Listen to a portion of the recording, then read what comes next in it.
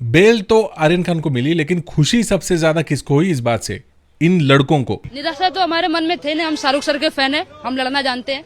भाई साहब, शाहरुख खान से भी ज्यादा खुश दिख रहा है ये। हार के जीतने वाले को ही बाजीगर कहते हैं। अबे आर्यन खान को भी पता नहीं होगा तू है कौन, तेरी एग्जिस्टेंस है भी या नहीं, पर फिर भी खुशी तो देखो भाई की। ये इतना खुश इसके खुद के बर्थडे पे भी नहीं होता। जो भी विकास हो रहा है दारू में ही हो रहा है।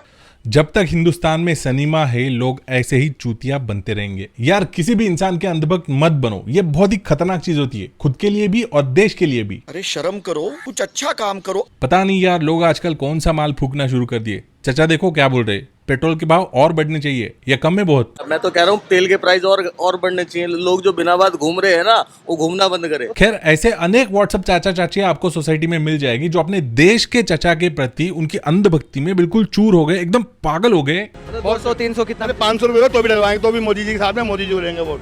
पर ये WHO है भाई साहब, यहाँ पे मोदी का करिश्मा काम नहीं आने वाला। अपने देश के प्राइम मिनिस्टर दुनिया के सबसे पावरफुल लीडर होने के बावजूद एक सिंपल सी वैक्सीन को ग्लोबल रिकॉग्निशन नहीं दे पा रहे। डेली 1 kg 2 kg गालियां खाता हूं। पिछले वीडियो में अपन ने देखा कि क्या ऐसे पॉलिटिकल रीजन है जिनकी वजह से कोवैक्सीन का अप्रूवल अटका हुआ है। इस वीडियो में अपन देखेंगे कि एग्जैक्ट टेक्निकल वजह क्या है।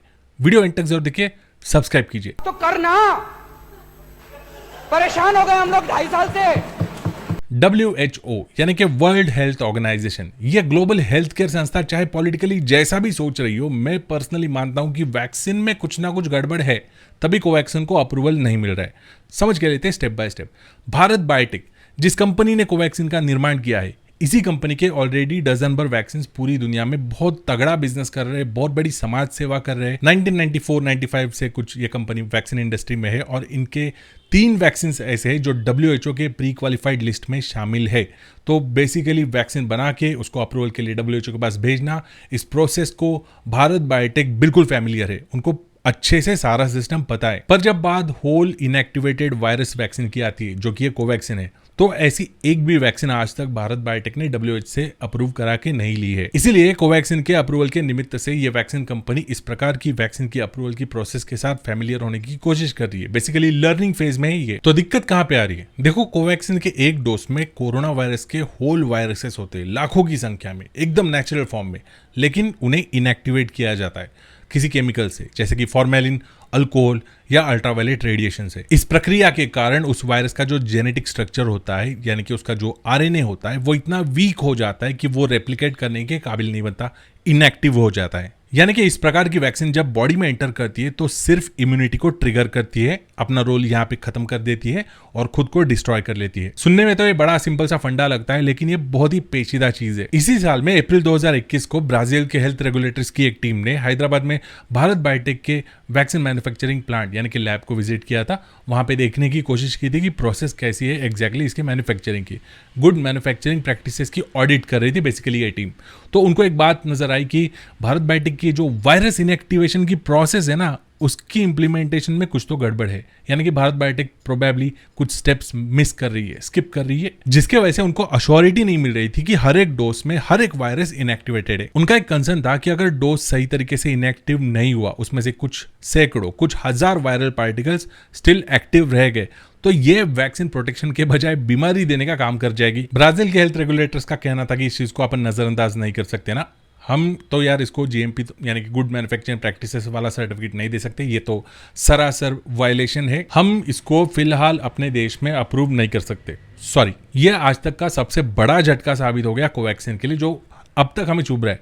WHO इसी बात को लेकर पकड़ के बैठी है, सेफ्टी इशू। अब आपके मन में सवाल आया रहेगा कि ये ऐसा ही सिमिलर सीन जो WHO ने और भी कोरोना वायरस वैक्सीन अप्रूव कर रखी है, उनके साथ क्यों नहीं हुआ, भारत बायोटेक की कोवैक्सीन के साथ ही क्यों हुआ? इसके पीछे भी टेक्निकल रीजन है। जो अदर वैक्सीन है जैसे कि mRNA वैक्सीन, फाइजर है, मॉडर्ना है, इनके अंदर होल वायरस यूज नहीं होता, उनके अंदर बस जेनेटिक कोड्स यूज होते हैं। ये कोड्स बिल्कुल किसी सॉफ्टवेयर की तरह होते हैं, जैसे ही अपने बॉडी में एंटर कर जाते हैं ये कोड्स एक्टिव हो जाते हैं। ये अपने बॉडी के कंपोनेंट्स यूज करके स्पाइक प्रोटीन्स बिल्ड करते हैं, अपने बॉडी के अंदर बस एक छलावा पैदा करते हैं कि वायरस अपने बॉडी के अंदर आ गया है। जिसकी वजह से एंटीबॉडीज क्रिएट होती है, इम्यूनिटी बिल्टअप होती है, बिना होल वायरस जो नेचुरल वायरस होता है उसके इस्तेमाल किए बिना। और रही बात एस्ट्राजेनेका और कोविशील्ड की, तो उसमें तो यार कोरोना वायरस बिल्कुल ही यूज नहीं होता, एक अलग ही लाइव वायरस यूज होता है जो कि चिम्प वायरस होता है, एडिनो वायरस वेक्टर। इस वायरस को जेनेटिकली इस तरीके से मॉडिफाई किया जाता है कि वो बस कोरोना वायरस का जुड़वा भाई आप उसे बोल सकते हो। ये जैसे अपने बॉडी में एंटर होता है, ये इसके अंदर स्पाइक प्रोटीन्स होते हैं, इम्यूनिटी ट्रिगर करता है, बस ये रेप्लिकेट नहीं होता। ये ट्राइड एंड टेस्टेड टेक्नोलॉजी है, इसीलिए यहाँ पे भी इन्फेक्शन का कोई खतरा नहीं है। बेसिकली यार नेचुरल रॉ कोरोना वायरस यहाँ पे यूज हो ही नहीं रहा है। अब रही बात जो चाइनीज वैक्सीन से, वो तो होल वेरिएंट वैक्सीन से बिल्कुल भारत बायोटेक की कोवैक्सीन की तरह एकदम सेम टू सेम। अब यहाँ पे सोचने वाली बात यह है कि इन वैक्सीन के डेटा में भी गड़बड़ थी, तो इनको अप्रूवल कैसे मिला? अपनी यार मेड इन इंडिया वाली जो चचा ने ली है, जो मैंने ली है, उस कोवैक्सीन को अप्रूवल क्यों नहीं मिला? और अभी रिसेंट का ही पिक्चर देखो ना यार, अप्रूवल मिलने के बाद भी चाइना की ये हालत है। वापस वहां पे लॉकडाउन शुरू होने के चांसेस दिख रहे हैं, लोगों को पकड़ पकड़ के क्वारंटाइन करना शुरू कर दिया है, आउटब्रेक हो गया फिर से। बस ये एक चीज है जो जस्टिफाई नहीं हो पा रही है, और मुझे पर्सनली यार इसी चीज से सबसे ज्यादा दिक्कत है। खैर आने वाले 3 नवंबर को जो मीटिंग होने वाली है उसमें तो पता चल ही जाएगा। बहरहाल आपके क्या ख्याल है इस पूरे प्रोसेस के बारे में, इस पूरे माहौल के बारे में, कमेंट बॉक्स में मेंशन करके मुझे बताइए। वीडियो अच्छा लगा तो like, share, subscribe. Bye bye.